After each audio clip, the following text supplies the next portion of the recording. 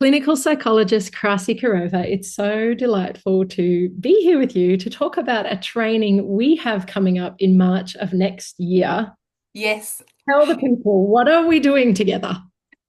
we are very excited, I think, Katie, about doing this thing together because I think from our collaboration and discussions, we've really identified a niche and a need to fill a bit of a gap. So we've decided to collaborate and do a training on understanding and identifying dynamics of abuse in relationships, both in individual practice and in couples counseling. Yes, yes, we have. And Krasi, for the people who don't know you, this is your special area of interest, your area of practice, understanding and identifying patterns of emotional abuse and helping people who are experiencing that abuse to Yes.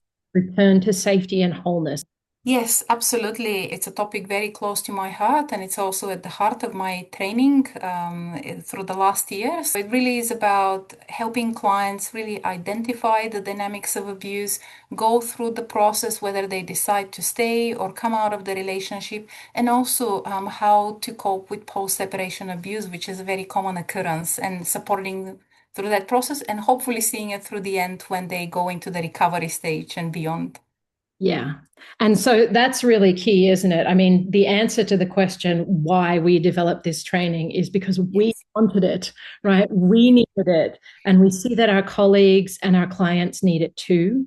Yes, because I think we need it. It's such a common presenting factor for anyone who works in our profession, whether we realize it or not. And we've identified there genuinely is a lack of training on the area. I know going through my master's training and even all the CPD opportunities in the years after, there has been very, very little on the topic, especially geared towards psychologists and therapists. We need to be skilled as allied health practitioners to know how to respond effectively. Yes, that's right. This is finally the year where coercive control came into law as well. Queensland really is leading the charge. Domestic violence, in the way it's usually perceived as uh, generally based around physical violence, is not the reality of what is occurring. Really, the much more common occurrence and the most detrimental aspect of it is the coercive control and the emotional and psychological abuse that always exists in any type of intimate partner violence. So we are wanting to really um, talk about that in our training and upskill professionals on that area. If we were talking to clinicians about why they need to do this training, we're Yeah. a compelling case for the need in our community. And CPD requirements are changing under the new Psychology Code of Conduct, which comes into effect in 1st of December 2025. And it specifies, it really strongly advises psychologists to make sure that part of their CPD plan is about learning how to respond to Yes.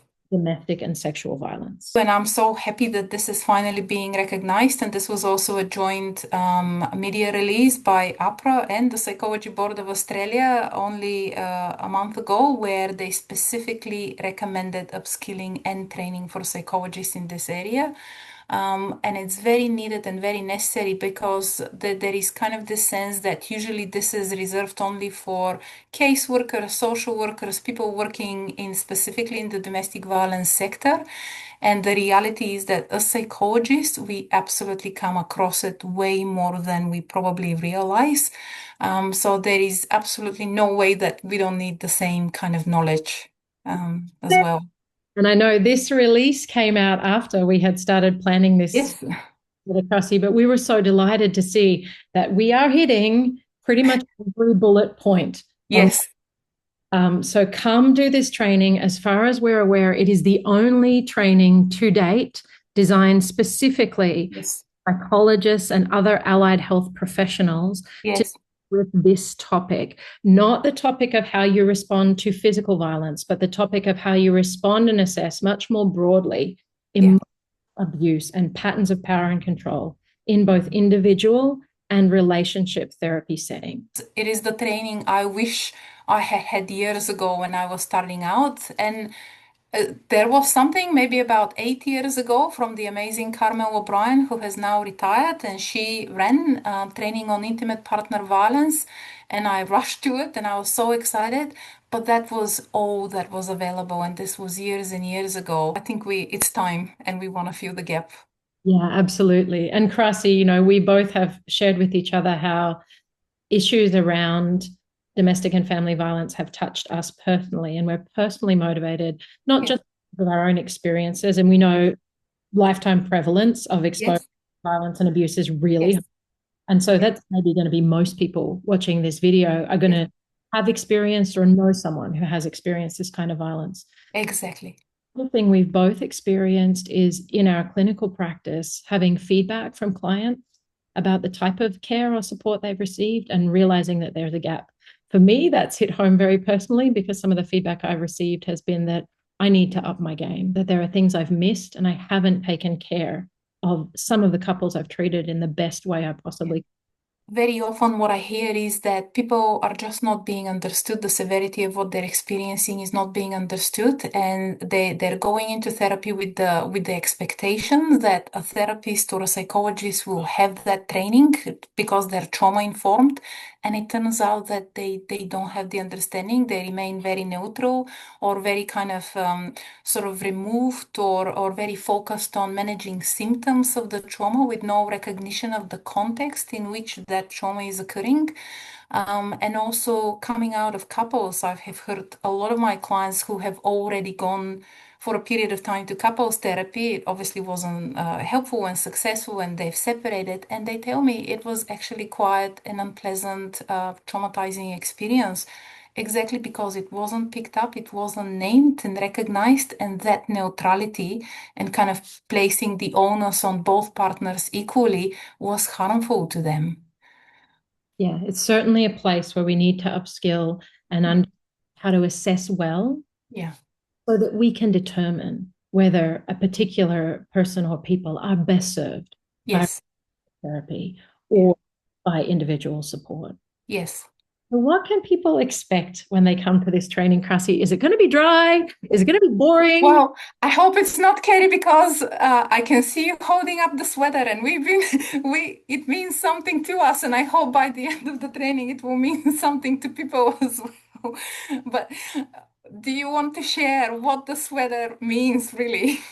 People need to come to the training to know what the sweater means, but you want to help you understand why patterns of emotional abuse are sometimes like an ugly sweater. And we're not just making fun, we really are trying to come up with a metaphor that your mind can grip onto, that you can remember in an instant in your sessions, and that can help you be really present to the experiences of your clients and really aware of what you are looking for. In addition to the ugly sweaters, we're planning on real case information, interactive exercises, opportunities to ask lots of questions and to work through nuanced case examples to really hone your skills in this area. We're also going to just absolutely load you down with resources because anything Krasi and I find on this topic, we say Yes. and we're preparing to share with you. So please come, be enriched. You can hit the link on this video to find all the details about this training in March next year. There is also an early bird rate for that training. And you can check out Krasi in AAPI webinars in the meantime if you'd like to get a sense of her style and her expertise. She really is excellent at teaching on this topic. And I'm so excited to be presenting this webinar with you, Krasi, and to have the opportunity to share your wisdom and knowledge and also your compassion around this topic with the people who will attend. Check out the details. Please come and join us. And if you have questions, send us an email. We would love to help however we can. We would absolutely love to hear any questions beforehand, and we have really prepared something that is going to be interactive, practical. We don't just want dry theory. We want this to absolutely relate to your everyday practice, and we'll give you loads of examples and opportunities for discussions and questions. March next year, hit that new psychologist's code of conduct requirements. We would love to support you. And make a difference. We all are in this because we do want to make a difference. Counselors, social workers, psychologists, psychiatrists, caseworkers, if you work with people therapeutically and you're seeing people who are experiencing domestic, family, sexual violence, this training is relevant for you. Yeah. And I just look forward to really having a fun time. We're going to make it, like we say, interactive. We're going to cover as much as we can in those few hours. And I would just say, come and join us and really learn about the patterns. You will leave equipped, whether you work with individuals or relationships or a mixture of the two. Yeah. Assess thoroughly and adequately for patterns of abuse. Yeah. And know what to do when you find them. In the first available training in Australia, I think that combines both of these things, and it's kind of up to date with all the latest research and all the latest sort of information.